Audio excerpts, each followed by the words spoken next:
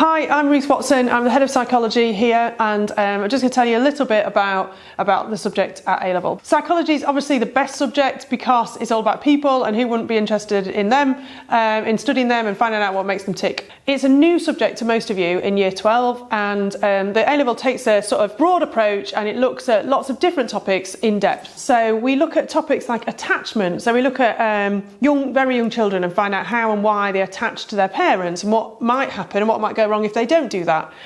We look at the role of the father. We look at cases of institutionalisation where babies have been brought up in an orphanage. How does that affect their development? We also look at memory and how the human mind works. That's very technical and cognitive, and how we remember things.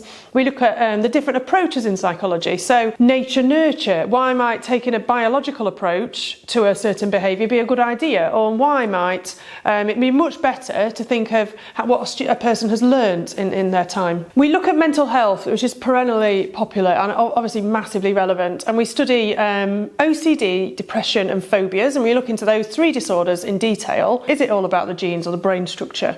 Is it about learnt or copied or imitated behaviour? Or is it just about faulty negative thought patterns? And we look at the treatments, so CBT, drug treatments, and compare them. Also in year 1 psychology, we look at biopsychology, which is, as it sounds, quite biological. We look at the structure of the brain and how might that influence behaviour, what happens when the brain is damaged, and recovery after, say, stroke. And we also look at particular cases of brain damage and what they can tell us about the functioning of the human brain.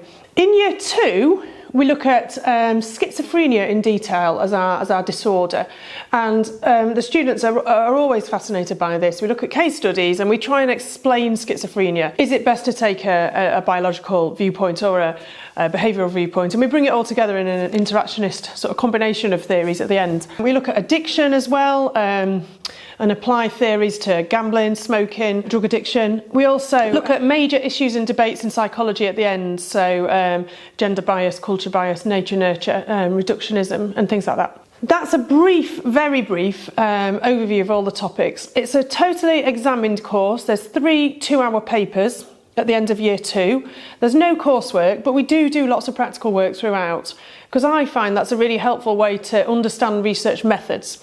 Research methods is a big component of the course. What encouraged me to pick psychology for A-level was because psychology has always been a subject I've enjoyed since I was very young, but I think I also continued to take psychology because of how interesting it was when I actually did the subject, and because of the support I received from the teachers. It was really good. It's a very versatile subject for those of you who may want to take literature subjects or science subjects such as biology, chemistry or history or business.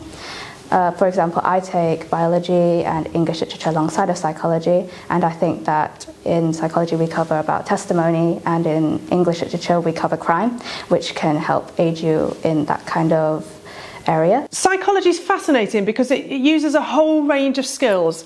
If you like the sciences and your other subjects are chemistry, biology, physics, then it fits perfectly with them because there is a large, as I say, research methods component. But if you're not and you want, you've got some GCSEs in science, that's plenty. It takes people from all backgrounds and all combination of subjects. It's really broad, and it's useful for many things going forward. Lots of skills are involved. You have to be able to write well, to write a good essay.